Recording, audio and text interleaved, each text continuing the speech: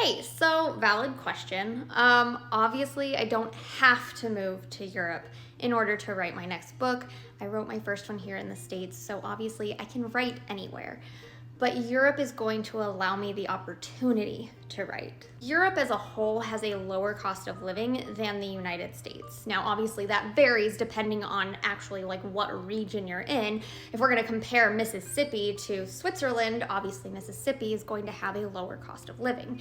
But generally, as a whole, Europe has a lower cost of living. We are fortunate enough that my husband makes enough money to be a single income family in Europe, whereas he does not make enough to be a single income family here. So I wouldn't have to work in Europe. Now, I like working, I love what I do, so I would find work eventually. But at least for the first year or so, I want to be able to focus on my children and get them settled in and make sure that everybody is comfortable. And also, I just need a break. I have been working overnight shifts because it gives a higher differential so that we can afford to pay the bills. And even then, obviously, it's still not enough. And I am exhausted and tired and stressed. And I just need a little bit of peace and a slower pace of life.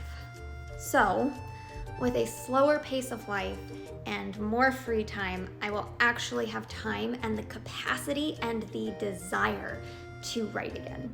Anyways, for those of you who have been asking which country in Europe we're moving to, your very first clue is in this video.